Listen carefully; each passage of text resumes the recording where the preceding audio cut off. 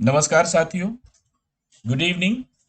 आज इस live session में हम लोग थोड़ा समझने की कोशिश करेंगे। क्या आप रीनीट के फेवर में हैं या फिर आप काउंसलिंग के लिए जाएंगे? देखिए, ये एक सवाल बहुत बड़ा है और हर बार यही डिस्कशन होता है और आप तमाम पेरेंट्स और बच्चे यहीं पर कंफ्यूज होते हैं कि दरअसल मुझे क्या करना चाहिए। देखिए, मैं हर एक वीडियो में आप लोगों से एक साथ पैरेलली यही रिक्वेस्ट करता हूं कि माय डियर फ्रेंड, प्लीज वो बच्चे जो नीट 2024 में एग्जाम दिए हैं उनको अपनी तैयारी करनी चाहिए।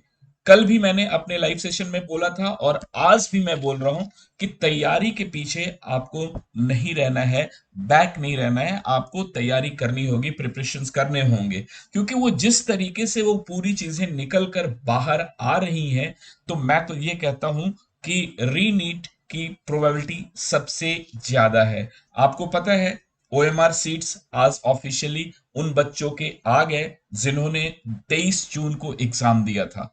आपको याद होगा कि ओएमआर की ही सबसे बड़ी एक गलती आई थी और जिसमें 718 और 719 ये दो स्कोर की बात हुई थी, जिसके ऊपर में सारे लोगों को डाउट हुआ था कि 718 और 719 कैसे आ सकता है। तो आपको मैं बताऊं कि इसमें से एक बच्चे ने एग्जाम नहीं दिया है और एक बच्चे ने एग्जाम दिया है, और 718 और 719 में से एक बच्चे ने पार्टिसिपेट ही नहीं किया है। आप सभी को पता है कि इस बार जो एग्जामिनेशन हुआ था 1563 बच्चों का, 1563 बच्चों में से सारे बच्चों ने तो एग्जाम दिया ही नहीं। लगभग 45 से 50% के आसपास बच्चों ने एग्जाम दिया था और उसके रिजल्ट आ गई है।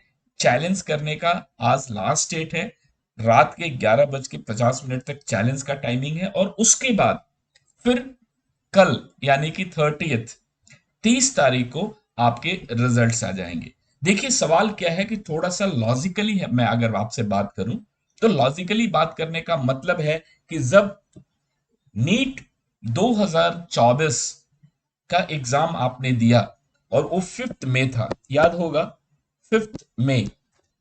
ये 5 मई एक ऐसा दिन जिसके एग्जामिनेशन के बाद जैसे ही बच्चे बाहर निकलते हैं, इवनिंग इवनिंग तक सोशल मीडिया पे तमाम खबरें आने लगी कि पेपर लीक हुआ है। आप सभी को पता है कि पेपर लीक की खबर 5 मई से स्टार्ट हुआ था और 5 मई के स्टार्ट होने के बाद 6 मई को एनटीए ने अपने एक ऑफिशियल वेबसाइट्स पर, जो आपको पता है कि एनटीए की कौन सी ऑफिशियल वेबसाइट है, वहां पर उन्होंने एक नोटिस जारी किया और लिखा कि कहीं पर कोई भी पेपर लीक नहीं हुआ है। छुटपुट कहीं घटनाएं घटी हैं लेकिन कहीं भी कोई पेपर लीक की संभावना नहीं है और ना ही ये हुआ है। चलिए, हम सब ने एडमिट कर लिया, हम सब इनोसेंट्स पेरेंट्स और बच्चे हैं, हमें कोई बहुत ज्यादा फर्क नहीं पड़ता है इन चीजों से। आई गई बात, आप सबने एक्सेप्ट कर लिया कि एनटीए ने जब दावा कर दिया कि सारे एग्जामिनेशन हर सेंटर्स पे बहुत सिस्टमेटिक वे में, तरीके से, बहुत अच्छे तरीके से सारे पेपर्स हो गए हैं और कहीं पर छुटमुट घटनाएं घटी हैं, तो हम सब ने आश्वस्त हो गए और हम लोगों ने ये प्लान कर लिया कि अब हम लोगों को काउंसलिंग के मोड में जाना है। और आप सब तमाम पेरेंट्स और बच्चे, आपको याद होगा कि हम लोगों ने 5 मई के बाद 2-3 वीडियोस आपको काउंसलिंग से रिलेटेड बताया था कि स्टेट काउंसलिंग में आप कैसे जाएंगे, ऑल इंडिया काउंसलिंग में कैसे जाएंगे, काउंसलिंग के प्रोसेस क्या होंगे, फी चार्जेस क्या होंगी, रजिस्ट्रेशन क्या होगा, सिक्योरिटी अमाउंट क्या होगी, प्रोसेस क्या होगा, नॉर्म्स क्या होगा, ऑल इंडिया काउंसलिंग की, स्टेट काउंसलिंग की तमाम डिस्कशन हमने किया था और अलग अलग वीडियोस में आपको उस सारी जानकारी मिली भी थी। लेकिन अनफॉर्चुनेटली जब 4 जून को रिजल्ट आता है, आप समझिए कि जब 4 जून को रिजल्ट आता है, यानी कि 4 जून एक ऐसा डेट था जब इस पूरे नीट यूजी 2024 का टर्निंग पॉइंट था। और वो टर्निंग पॉइंट क्या था कि 4 जून को जैसे ही रिजल्ट्स आया, तब आपको पता चला कि ऑल इंडिया रैंक में इन्फ्लेशन बहुत ज्यादा है। अप्रोक्सीमेटली 3 to 6 टाइम्स इन्फ्लेशन है, यानी कि 3 to 6 टाइम्स, कुछ रैंक्स पे 6-6 गुना इन्फ्लेशन का रेट था और कहीं पर 3 गुना इन्फ्लेशन का रेट था। उसी दिन आपको ये भी पता चला इवनिंग इवनिंग तक कि ओएमआर स्कैम्स भी हुए हैं, क्योंकि कहीं कहीं से खबरें आ रही थी। और इन बिटवीन, क्योंकि आपको पता है कि रिजल्ट्स आने और 5 मई के बीच में बिहार की जो ईओयू टीम थी और बिहार की जो पुलिस थी, उसने अपने बहुत सारे हथकंडे स्टार्ट कर दिए थे। लोगों की अरेस्टिंग हो चुकी थी, लोगों ने कन्फेस भी किया था, लेकिन उन सारी चीजों का बहुत ज्यादा इम्पैक्ट नहीं आ रहा था। लेकिन जैसे ही ऑल इंडिया रैंक का इन्फ्लेशन दिखा, और वो भी जब 600 नंबर पर 81,000 बच्चे, जब आपको पता चला कि आपके रैंक्स आने चाहिए 5,000, आपके रैंक आए 17,000, जिनके रैंक आने चाहिए थे 2,000, उनके रैंक आए 6,000, और जिन 67 और 57 और 87 बच्चों का टॉप करना, आप सब ने सर पकड़ लिया। और आपको पता है, तब आपने ड्रिलिंग स्टार्ट की और ड्रिल करके सारी चीजें निकालने की कोशिश की। बहुत सारे इसमें इंस्टीट्यूट्स वाले भी इन्वॉल्व हुए, उन लोगों ने भी अपनी बात उठाई, आप लोग बच्चों ने भी अपनी आवाज उठानी शुरू की। और एक तरह से देखा जाए तो पेरेंट्स और स्टूडेंट्स का इस मॉब में एक तरह से एक क्रांति टाइप की, भूचाल टाइप का इंडिया के सिनेरियो में हुआ। 4 जून जब गवर्नमेंट की काउंटिंग हो रही थी इलेक्शंस की, साथ ही साथ 4 जून को ये रिजल्ट आना, और दोनों की बूम एक साथ पैरेलली हुई। जितनी चर्चा हमारे काउंटिंग्स की, सरकार बनने की, जीतने और हारने की थी, उससे कम कहीं चर्चा 4 जून के रिजल्ट की नहीं थी।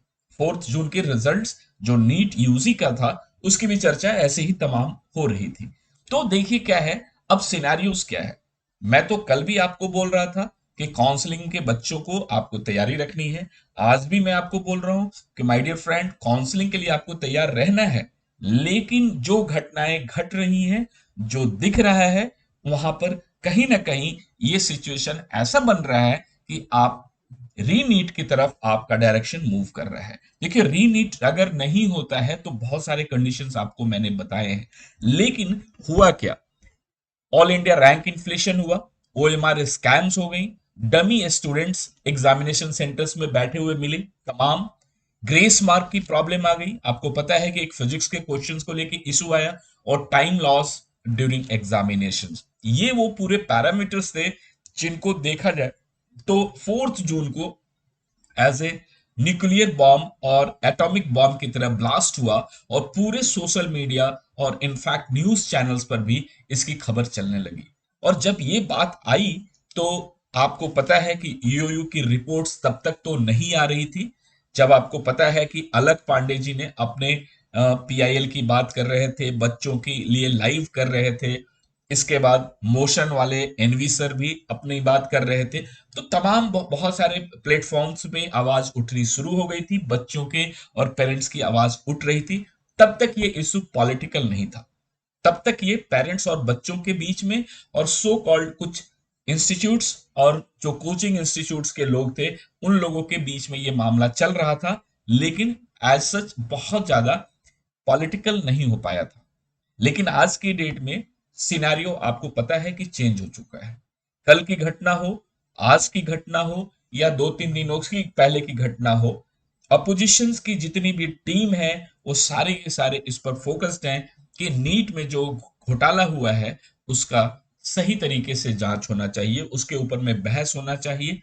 क्या होगा नहीं होगा, that that is different, but इसके ऊपर में बात होनी चाहिए, डिस्कशन होना चाहिए, और आदमी जो भी गिल्टी है उसको बाहर निकालना होगा, उसको रेक्टिफाई करना होगा, और उसको सजा देनी होगी। ये तमाम चीजें थी। और उसके बाद हुआ क्या? EOU, ATS, state police, PILs इन हाई कोर्ट्स, पीआईएल इन सुप्रीम कोर्ट्स, और देन सीबीआई की एंट्री।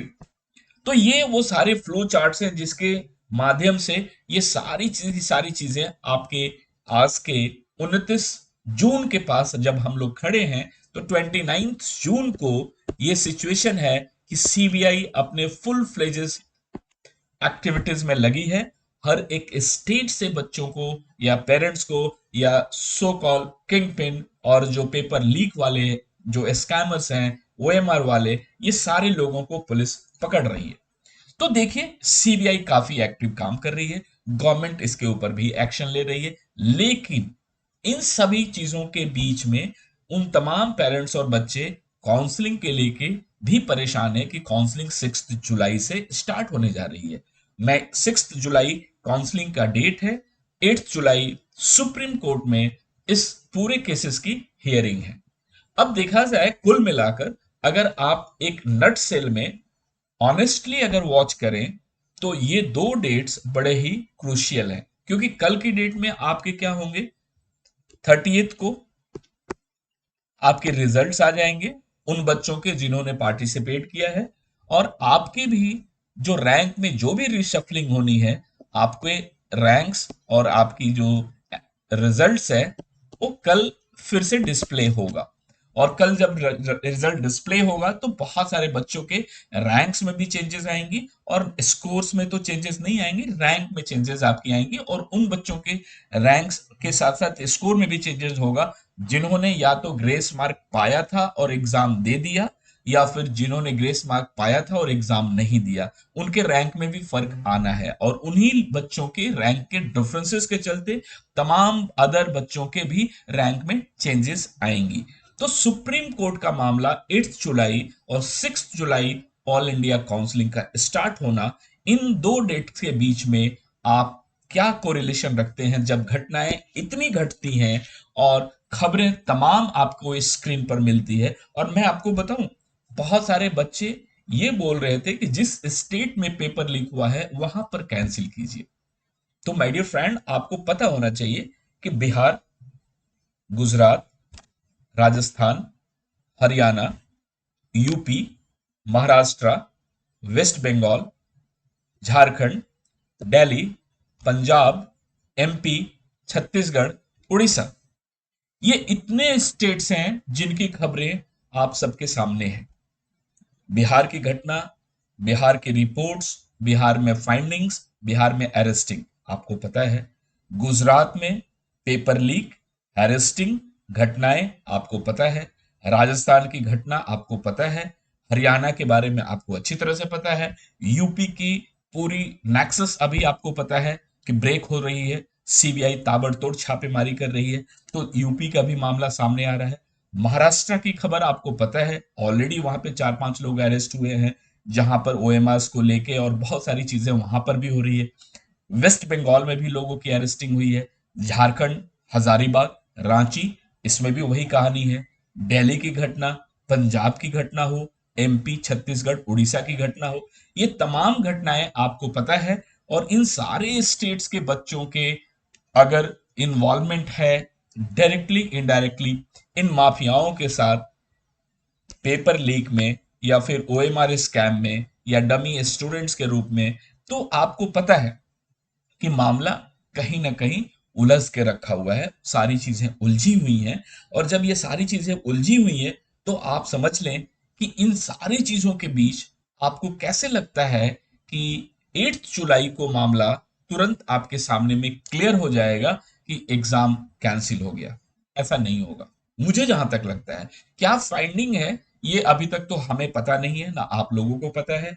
तो 8 जुलाई को सुप्रीम कोर्ट की हियरिंग में, जो कि सीजीआई का बेंच होगा, जिसमें बहुत सारे पीआईएल्स हैं, जो सुप्रीम कोर्ट की भी पीआईएल है और स्टेट लेवल की भी पीआईएल है, तो वो सारे की सारी जब आपके यहाँ पर आ रही हैं और 8 जुलाई की इसकी हियरिंग होनी है। बट 2 दिन पहले, 2 दिन पहले का मतलब है कि एक दिन पहले संडे है और एक उसके पहले सैटरडे, यानी कि 6th इज द सैटरडे और 8th इज द मंडे।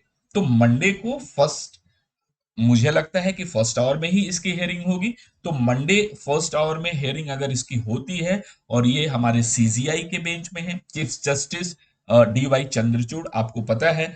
तो अब वहां पर क्या ये डायरेक्शन मिलता है, क्योंकि हमारे जो एजुकेशन मिनिस्टर है, यानी कि सो कॉल्ड गवर्नमेंट, गवर्नमेंट इस मूड में नहीं है कि पेपर को कैंसिल करेगी। क्लियर है।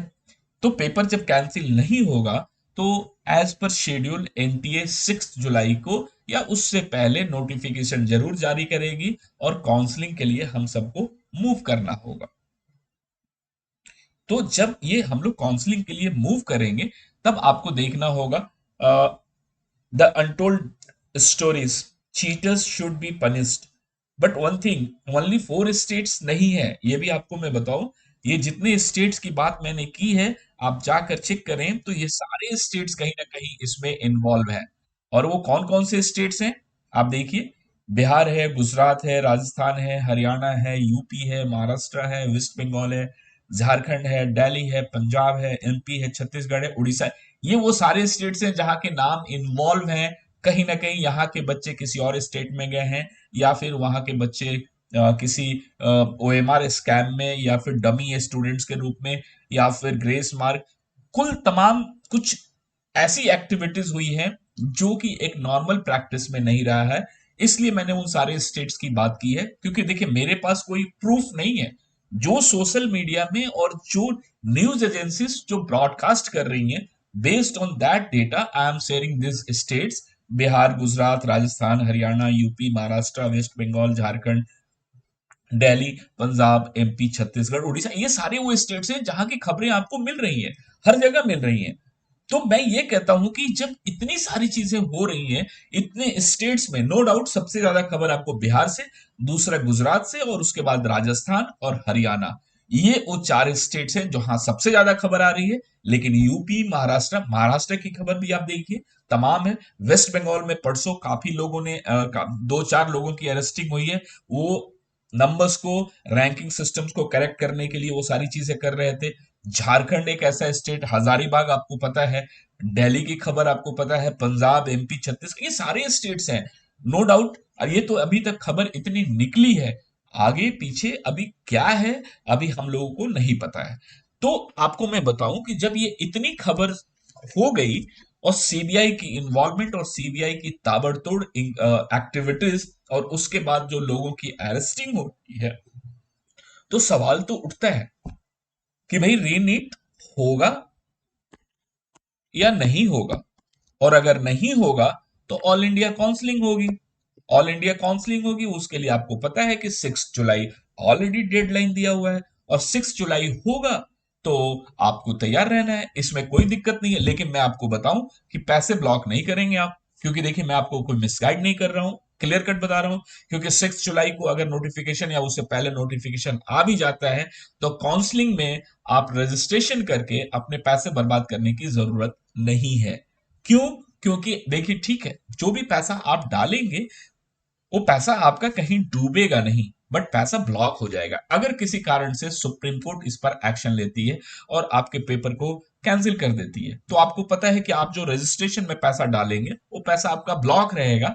ठीक है, आगे चल के आपको उस पैसे का यूटिलाइजेशन होगा, नो डाउट, कोई प्रॉब्लम नहीं होगी। लेकिन आपको याद रखना है कि वो पैसा जो है आपका ब्लॉक रहेगा। जब वो पैसा ब्लॉक रहेगा तो ऐसे केसेस में आप को अच्छा भी नहीं लगेगा। तो मेरा एडवाइस है कि अगर 6 जुलाई या 5 जुलाई के बीच में अगर आपके पास कोई नोटिफिकेशन आएगी, किसकी, काउंसलिंग की, तो काउंसलिंग की अगर नोटिफिकेशन आती है तो बहुत जल्दी, जल्दीबाजी में आपको रजिस्ट्रेशन करने की जरूरत नहीं है। थोड़ा सा पेशेंसली आपको उस पर काम करना है और इंतजार करना है कि जब 8 जुलाई को क्या सुप्रीम कोर्ट में एक इस केस का डायरेक्शन आता है, देन यू विल थिंक।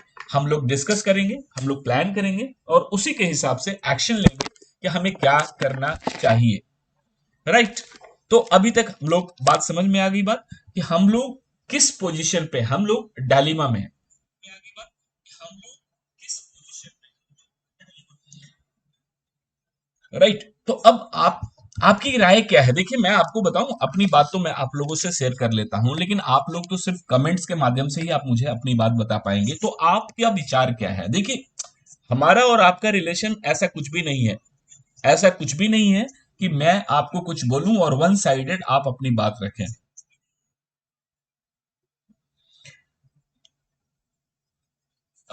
ये अश्विता प्रधान, मैं आपको उड़ीसा में पेपर लीक की बात नहीं बता रहा। उड़ीसा में बहुत सारे जो बच्चे हैं, उड़ीसा के भी बच्चे अदर स्टेट्स में जाके एग्जाम दिए हैं।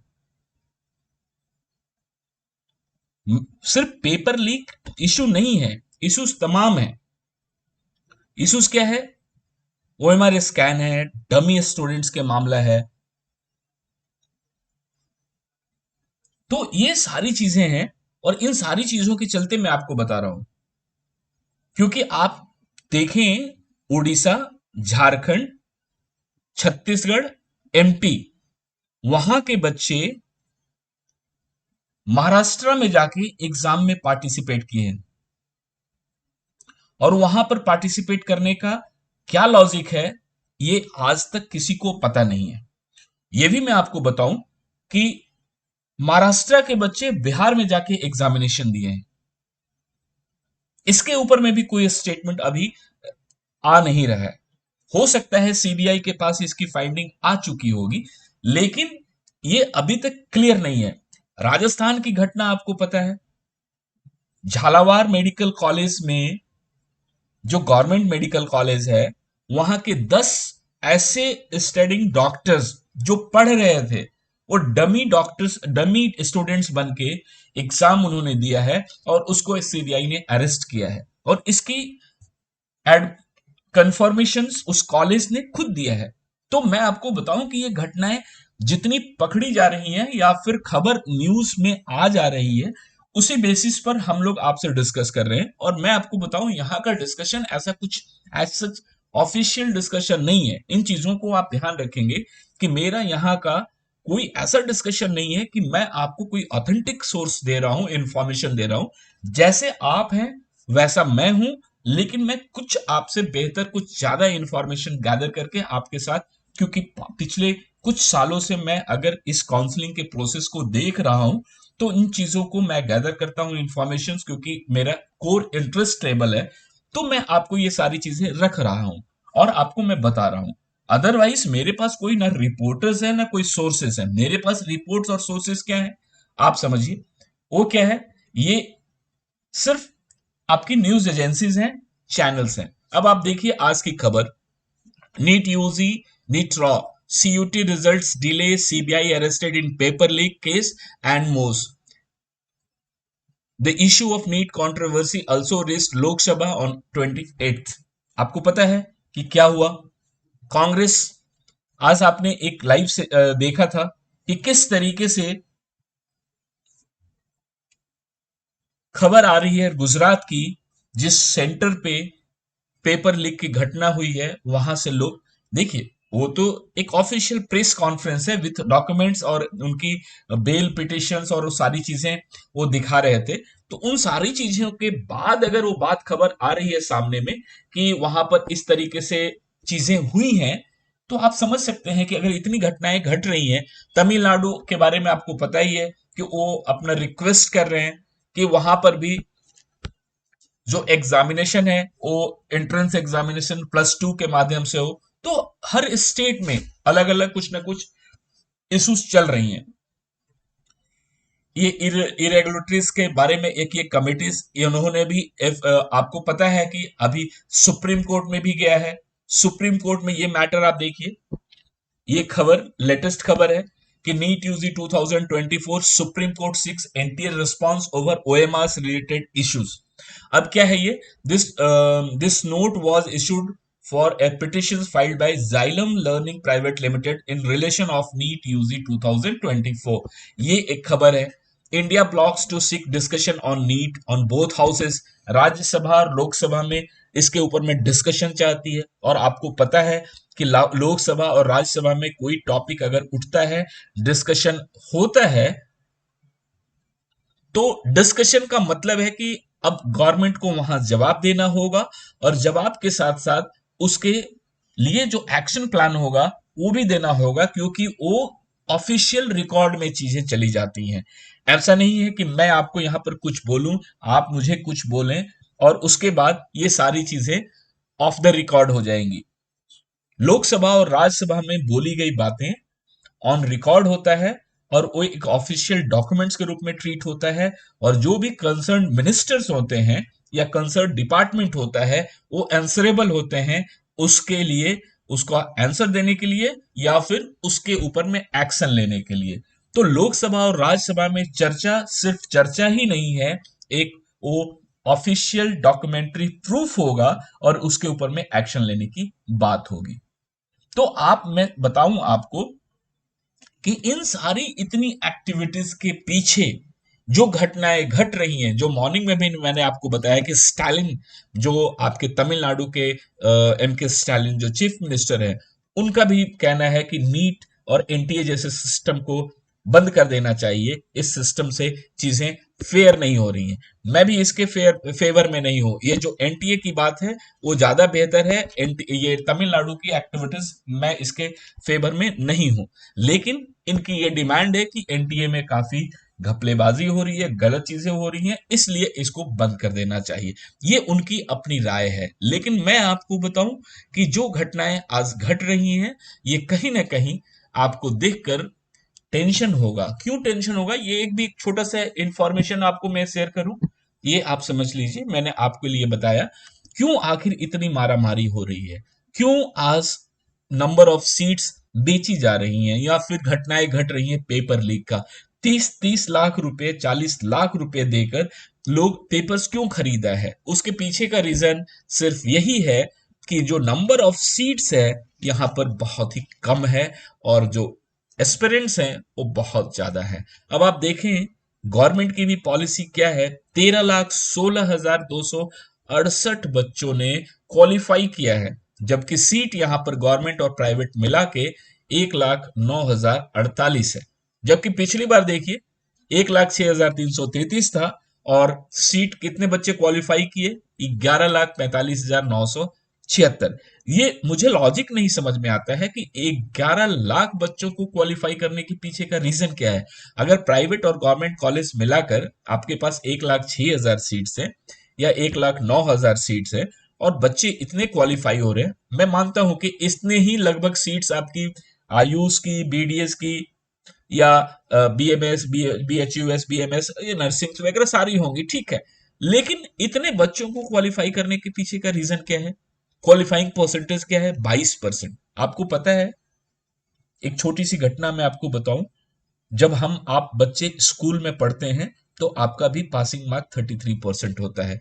जब वहां पर 33% मार्क्स होता है तो यहां पर पासिंग मार्क्स 19.17, 16.36, 19.03 या 22.78 आखिर क्यों है? आप समझ रहे हैं ये कौन सा सिस्टम है, कौन सा मैकेनिज्म है जहां पर आप मैट्रिक में, ट्वेल्थ में, टेंथ में, नाइन्थ में या किसी भी क्लासेस में आपका जो पासिंग मिनिमम मार्क्स वो है 33% होता है। यानी 100 में आपको 33 नंबर्स आप स्कोर करेंगे तो आप पास होंगे सिंपली। लेकिन अगर आप मेडिकल में एग्जाम एडमिशन लेना चाह रहे हैं तो आपको 22.78% में ही आप पास हो जाएंगे। समझ रहे हैं मेरी बात? आखिर ये कौन सा खेल है और किसके लिए खेला जा रहा है? एज ए ओपन मैं आपको यही बताना चाहता हूं कि आखिर इसके पीछे क्या लॉजिक है। इतने बच्चों को क्यों पास किया जाता है? जब कॉलेज में सीट्स नहीं है तो इतने बच्चों को क्वालिफाई करने का रीजन क्या है? और आपको यह भी पता है कि जब प्राइवेट मेडिकल कॉलेज और गवर्नमेंट मेडिकल कॉलेज, इसके बीच में कॉस्टिंग का कितना डिफरेंसेस है। अब आप देखिए ये जो स्क्रीन पर छोटी सी खबर कि डिम्ड कॉलेजेस इंडिया में, देखिए ये इंफॉर्मेशन उन तमाम पेरेंट्स और बच्चों के लिए होना चाहिए क्योंकि आप काउंसलिंग के लिए रेडी हैं। और जब आप काउंसलिंग के लिए रेडी हैं तो ये खबर आपके लिए है कि भाई यहां पर इंडिया में सेंट्रल यूनिवर्सिटीज जो हैं वो आपकी कितनी है, देखिए 7। टोटल उनकी सीट्स कितनी है? 1,180। और ऑन एन एवरेज आपको वहां पर जब आप एमबीबीएस करेंगे तो आपको कितना लगेगा? आपको लगेगा सिर्फ 3 लाख से 4 लाख के बीच में, यानी कि 4 लाख रुपीज।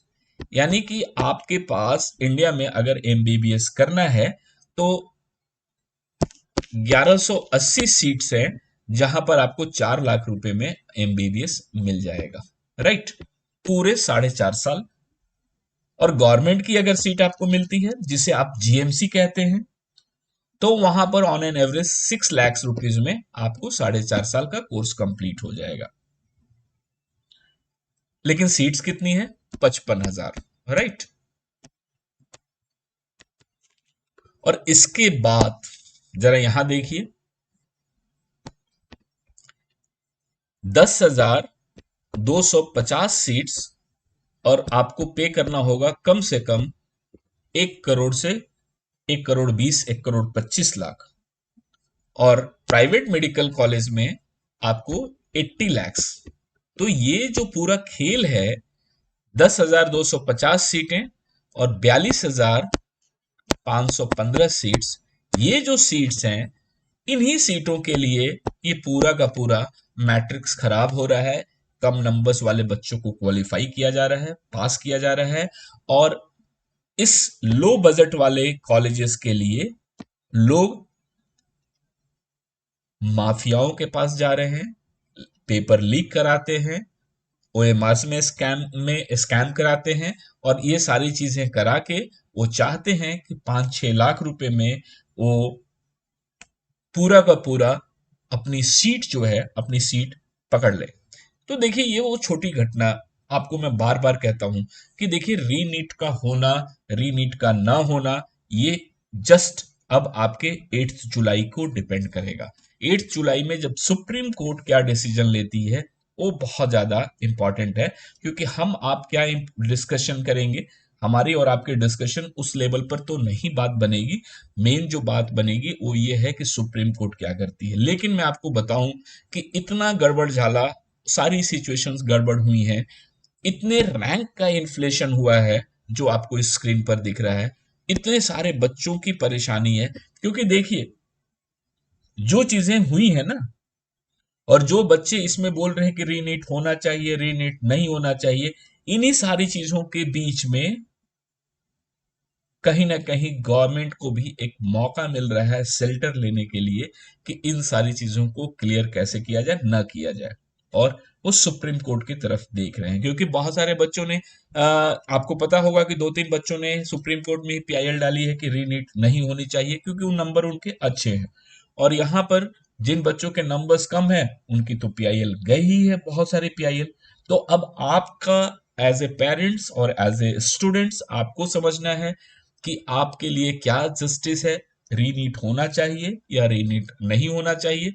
लेकिन कुल मिलाकर मैं आपको बताऊं कि जितनी चीजें स्क्रीन पर दिख रही हैं, यानी कि पेपर लीक होना, ऑल इंडिया रैंक का inflation, OMR scam, dummy students in exam, grace mark, time loss during examination, इसकी तो बीमारी ठीक कर दी गई। यानी कि टाइम लॉस ड्यूरिंग एग्जामिनेशन की बीमारी तो ठीक कर दी गई, लेकिन उसके बावजूद भी paper leak, air all India rank का इन्फ्लेशन होना, या फिर OMR scam, dummy students in exam.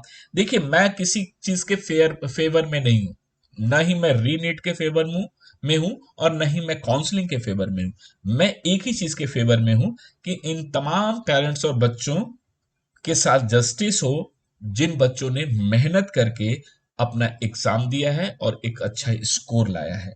तो ये कैसे सरकार करेगी या सुप्रीम कोर्ट क्या इंस्ट्रक्शन देगी, ये ज्यादा बहुत इंपॉर्टेंट है। ये नहीं कि रीनीट होना चाहिए कि रीनीट नहीं होना चाहिए, जस्टिस चाहिए। आप तमाम पेरेंट्स और बच्चों से मैं कहता हूं कि आपको जस्टिस चाहिए।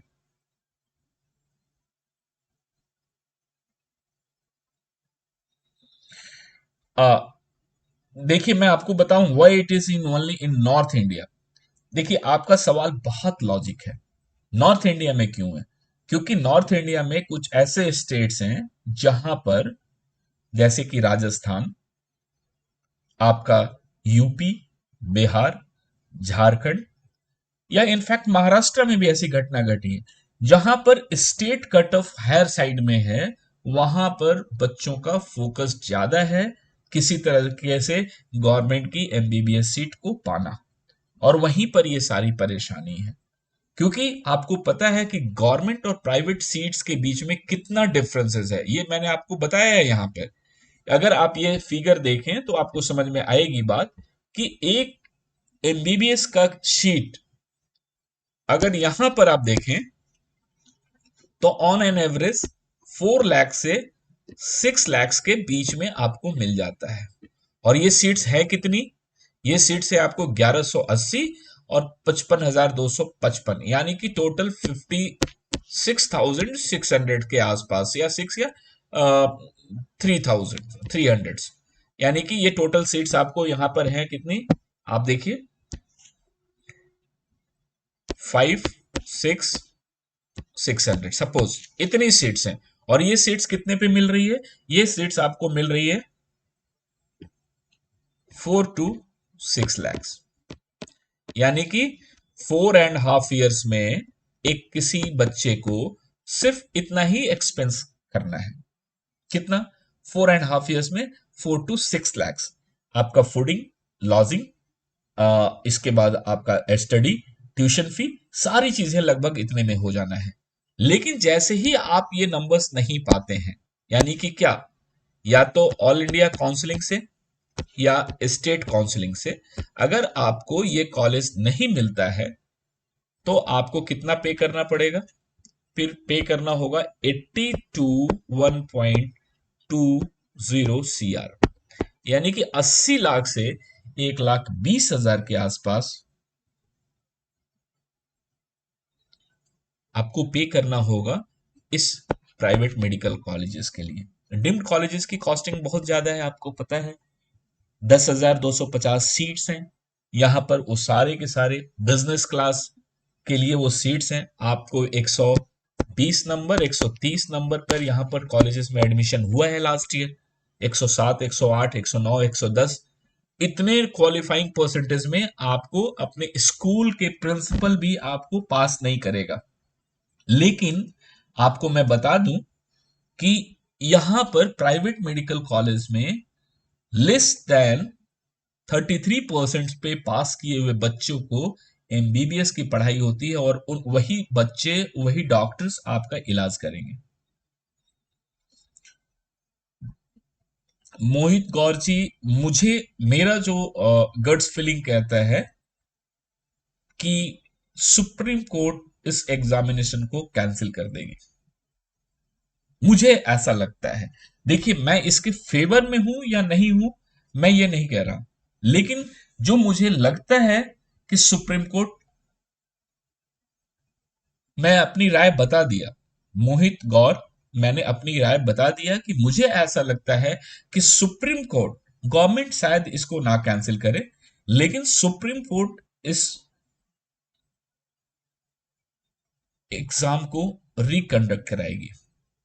क्योंकि इतनी चीजें हो चुकी है ना, इतनी चीजें मैस हो चुकी हैं कि सीबीआई को भी परेशानी हो रही होगी कि इसके पेपर लीक बोला जाए, या आइसोलेटेड पेपर लीक बोला जाए, या मास लेवल पर पेपर लीक की बात की जाए। तो मुझे जहां तक लगता है, जो मेरी अंडरस्टैंडिंग है, आप समझेंगे कि मैं कोई आप लोगों को मिसगाइड नहीं कर रहा, जो मेरी अंडरस्टैंडिंग है वो मैं आपको बता रहा हूं कि पेपर लीक का इशू सुप्रीम कोर्ट में स्टैंड नहीं करेगा, और गवर्नमेंट को जवाब देना पड़ेगा।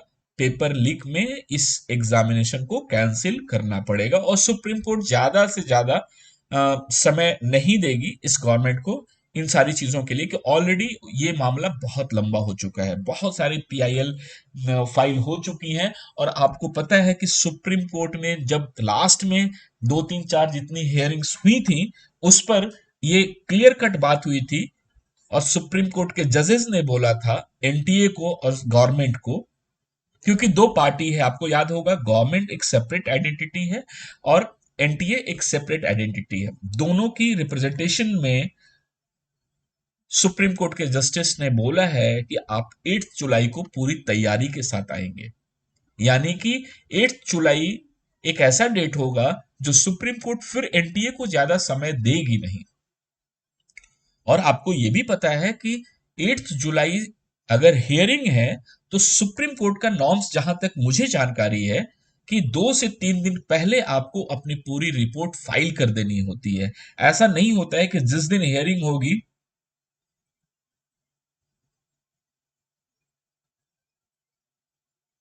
उस दिन आपको पेपर सबमिट करना होता है या कोई रिपोर्ट सबमिट करनी होती है, ऐसा नहीं होता है। 8th को अगर हियरिंग मंडे को है, तो मैक्स टू मैक्स मुझे जहां तक जानकारी है, आपको फ्राइडे तक पेपर सबमिट कर देना होगा, अपने पूरे के पूरे रिपोर्ट्स। इसीलिए सीबीआई भी बहुत एक्टिव है, एक्टिव मोड में काम कर रही है। उनके पास समय कम है, क्योंकि एनटीए और गवर्नमेंट को ज्वाइंटली रिपोर्ट देना है, क्योंकि एनटीए गवर्नमेंट की ही बॉडी है और गवर्नमेंट और एनटीए अलग अलग नहीं है, बट उस केस में पीआईएल में दोनों बॉडी अलग अलग है क्योंकि दोनों को अलग से नोटिस दिया गया है। लेकिन जवाब तो ज्वाइंटली होगा क्योंकि एनटीए का जो जवाब होगा उसमें सहमति होगी गवर्नमेंट की। तो मैं कुल मिलाकर मुझे जो लगता है कि जो सिचुएशंस अभी आ रही हैं, जो दिख रहा है, जिस तरीके से बिहार की ईओयू, एटीएस, यूपी की एटीएस ने भी बहुत ज्यादा एक्टिवली काम कर रही है। आपको पता है कि कुछ किंगपिंग बिहार से यूपी और यूपी से बिहार तरह की घटनाएं घट रही हैं। तो और पीआईएल हाई कोर्ट्स की या पीआईएल जो सुप्रीम कोर्ट्स में है और सीबीआई की जो एक्शन है, तो मैं कहता हूं कि ऑल इंडिया काउंसलिंग थोड़ा डाउटफुल लग रहा है मुझे। इसलिए बॉटम लाइन ये है कि अगर आपको ऐसा लगता है कि काउंसलिंग का प्रोसेस का नोटिफिकेशन आता है, तो आपको रजिस्ट्रेशन से पहले 8 जुलाई की बात कम से कम वेट करना चाहिए कि 8 जुलाई को सुप्रीम कोर्ट में क्या फैसला होता है, क्या डायरेक्शन आपको मिलता है। लेकिन बच्चों, आपको अपनी तैयारी करनी चाहिए। री एग्जाम बहुत जरूरी है। देखिए, मैं किसी के सपोर्ट की बात नहीं कर रहा हूं, ना ही मैं किसी के अगेंस्ट में हूं, लेकिन जो मुझे समझ में आ रहा है कि मुझे दुख होगा इस चीज का, आप समझें, कि यदि 660 670 पर आपको एक नॉर्मल जीएमसी कॉलेज मिलेगा, यानी गवर्नमेंट मेडिकल कॉलेज मिलेगा, जबकि आप डिजर्व कर रहे थे बेस्ट, यानी कि प्रीमियम मेडिकल कॉलेज इंडिया का। ये दुख की बात होगी। जब आप उस कॉलेज में एडमिशन, आपको ऐसा जरूर लग रहा होगा कि मुझे ये कॉलेज मिल जाएगा, आगे क्या होगा। तो देखिए, ऐसा परसेंटेज बहुत कम होगा बच्चों का जिन्हें ऐसा लग रहा होगा कि मुझे इस बार नंबर आया है, अगली बार नंबर नहीं आएगा। ऐसा नहीं है। मैंने तो पहले भी वीडियो में आप लोगों को बताया था कि मेरे भाई, अगर अभी आपको जीएमसी मिल रहा है 670 680 में, तो अगर रीनीट होगा तो 620 630 में भी आप ही को जीएमसी मिलेगा, अगर आपने ईमानदारी से इस बार एग्जाम दिया है और आप ओएमआर स्कैम या फिर आपका डमी कैंडिडेट्स के रूप में या ग्रेस मार्क में कोई आपको सपोर्ट ना मिल गया हो या कोई आपके साथ मिरेकल ना हो गया हो, तो आप 630 ले आएंगे। अगर आपने इस बार 670 लाया है तो 630 भी आप लाएंगे। कोई मेंटल प्रेशर नहीं होता है मेरे भाई। 30 डेज 35 डेज में आप आराम से अपनी रिवीजन कर लेंगे। आपको सिर्फ अपने दिल और दिमाग को समझाना है, क्योंकि कैसा लगेगा जब आप किसी जीएमसी में जाएंगे, पिछले साल 605 नंबर पे वहां पर बच्चे ने एडमिशन लिया है और आप 670 में जाकर वहां एडमिशन लेंगे। आपको कैसा फील होगा आप जरा समझ लेंगे। जबकि आपने 670 के नंबर पर, आपने जब ओएमआर का नंबर देखा होगा रिजल्ट से पहले, तो आपने सपना बना लिया होगा कि मुझे एम्स मिल रहा है या टॉप आपके स्टेट का बेस्ट मेडिकल कॉलेज मिल रहा है। लेकिन अब आप कॉम्प्रोमाइजिंग एटीट्यूड में आप आ चुके हैं कि मुझे कोई भी जीएमसी मिल जाए बट रीनीट ना हो। तो मुझे नहीं लगता है कि ये बहुत ज्यादा फेयर थॉट प्रोसेस है आपका। पेरेंट्स और बच्चों दोनों, आप लोगों को, आप लोग बिल्कुल, आपको मैं बताऊं, थोड़ा पॉजिटिव नोट्स में समझिए कि जिस जीएमसी में 605 नंबर पे बच्चा कल लास्ट ईयर गया है, वहां पर आपका बच्चा 670 680 नंबर लेकर, क्योंकि 660 65 तो ये कट ऑफ है, ये लास्ट लास्ट राउंड में आपको मिलेगा कॉलेज। ऐसा नहीं होगा कि आपको फर्स्ट राउंड में मिल जाएगा, फर्स्ट राउंड में 670 690 पर मिलेगा। 665 660 नंबर का कट ऑफ लास्ट राउंड में मिलेगा। तो आपको मेंटल प्रिपेयर होना चाहिए। आप कैसे कोप अप करेंगे यदि आपको 670 675 नंबर लेके आप उस कॉलेज में जाएंगे जहां पर 605 नंबर वाले बच्चे जाकर पढ़ रहे हैं। आप पूरे 4.5 साल अपने आप को कोसेंगे कि मेरे साथ गलत हो गया। लेकिन यदि ये रीनीट होगा, आप समझिए मेरी बात, अगर रीनीट होगा तो आपके साथ फेयर होगा। आप अगर पढ़ने वाले हैं, अच्छे स्टूडेंट्स हैं, मेंटल प्रेशर ऐसा कुछ भी नहीं होता है, दिमाग बहुत स्ट्रांग है, 10 साल की चीजें रिट्रीव होती हैं। आप समझिए मेरी बात। ब्रेन का एक्शन और रिफ्लेक्शन बहुत स्ट्रांग है। ऐसा नहीं होता है कि 30 डेज में आप वॉश आउट हो चुका है। चीजें आपको तुरंत रिकॉल हो जाती हैं। ब्रेन का फंक्शन, आप तो बायोलॉजी के स्टूडेंट्स हैं, आपने ब्रेन के बारे में भी थोड़ा पढ़ा होगा। आपको मैं बताऊं कि रिट्रीव सिस्टम बहुत स्ट्रांग है बॉडी का। डेटा रिट्रीव करना, आप समझे मैं क्या कहना चाहता हूं। आप जब पढ़ाई करते हैं, कोई भी चीज सुनते हैं, तो आपके ब्रेन में वो मेमोरीज स्टोर हो रहा है।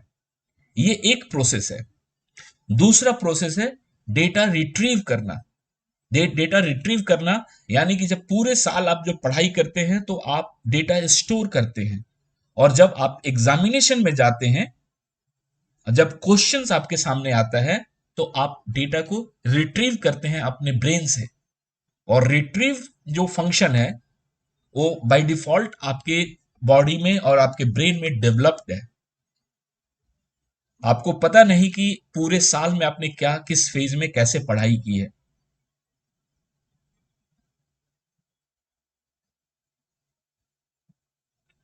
थकने की जरूरत नहीं है। जब तक मंजिल नहीं मिला तो थकने की बात नहीं होती है। बच्चे नहीं थकते हैं।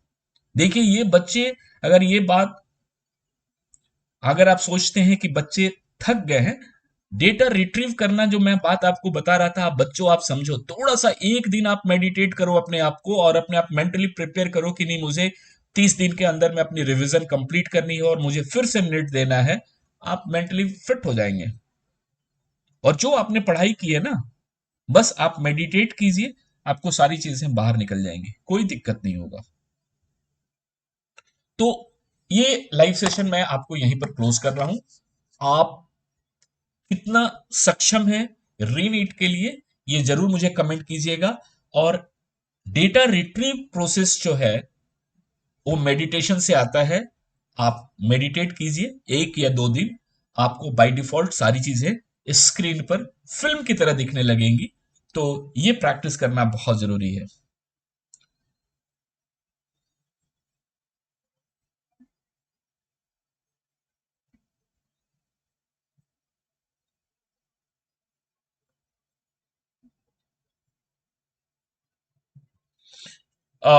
RACC, मैंने आपका कमेंट्स पढ़ लिया है। Don't worry. मैं समझ रहा हूं आपकी चीजों को, मैं ध्यान रखूंगा। Arpita Gupta, no reNEET for all genuine students. यही तो सवाल है। यही तो सवाल है कि जेन्युइन स्टूडेंट्स कैसे निकलेगा। अगर ये मैकेनिज्म होता तो 2 मिनट में ये सारी चीजें निकल जाती कि ये जेन्युइन है और ये इनजेन्युइन है, ये फेयर है, ये नो नॉट फेयर है। तो ये सारी चीजों को आपको ध्यान रखना पड़ेगा। और ये कहना कि ये जेन्युइन स्टूडेंट्स के साथ, तो भाई कैसे पता चलेगा? जब तक आप पकड़े नहीं गए हैं तब तक आप भी जेन्युइन है। मुझे नहीं मालूम कि आपके नंबर्स कितने हैं। अगर आप पेरेंट्स हैं तो आपके नंबर्स कितने हैं।